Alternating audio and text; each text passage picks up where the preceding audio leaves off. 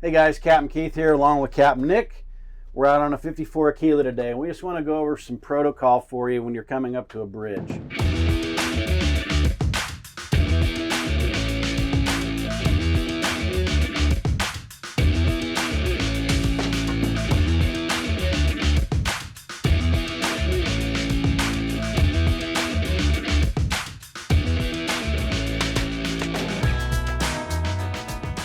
Now you notice when this video started we were on channel 16.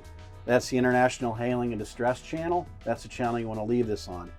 But when you come up to a bridge, you're going to notice there's a phone with a little lightning bolt going through it with the number 9 on there. Bridge tenders only monitor channel 9 now.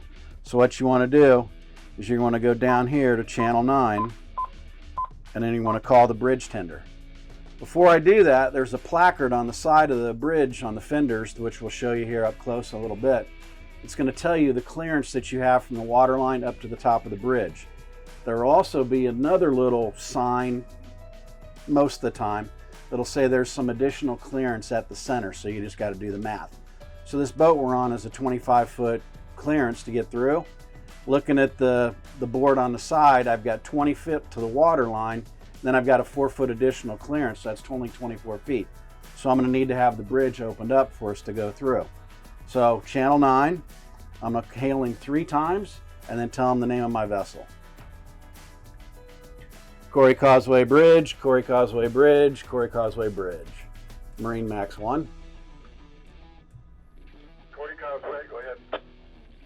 Hey, good morning, sir. So we're heading northbound. We'd like your next opening, please. It'll be at 10:20, 2 minutes, Captain. Roger, thank you. We'll be standing by on channel 9. Remain outside of the fender system until the fans are fully raised. Stay on channel 9.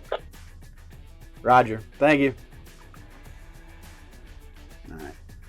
So then at this point, we're just going to sit outside. He says, stay out away from the fenders, stay out of boat traffic. And then in 2 minutes, he's going to open up. A lot of these bridges are all on schedules, on times, every 20 minutes, every half hour, whatever the case may be. Then once the bridge is fully upright, then we'll go ahead and go on through. Okay, so you notice as we get closer to this bridge, there the green sign there obviously says Corey Causeway Bridge, so it's going to tell you the name of the bridge. Then there's the placard on the side. So you got 16, 18, and then the next number down will be 20 foot. So that's your water line depth, and then the minimum additional 4-foot of clearance is at the center. So like I was saying, you just have to do the math and make sure you got enough clearance to go through there. Then there is another sign there, up to $25,000 fine for vessels, owner-operators causing unnecessary bridge openings.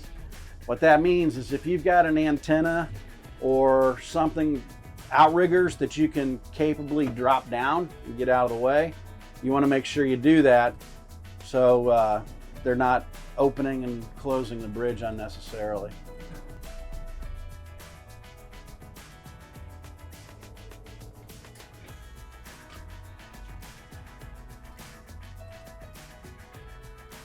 All right, so now once we've cleared the bridge and we're continuing on our way, you want to make sure you go back to channel 16. So all you got to do is you can go up and down, or if you just hit that button right there with the 16 plus on it, it'll take you back to channel 16 and just stand by on there. So hope this quick little run through gives you a little insight, may help you. A lot of times you'll still hear people on 16 calling the bridge tender, so you're not going to get them. So see you guys out on the water.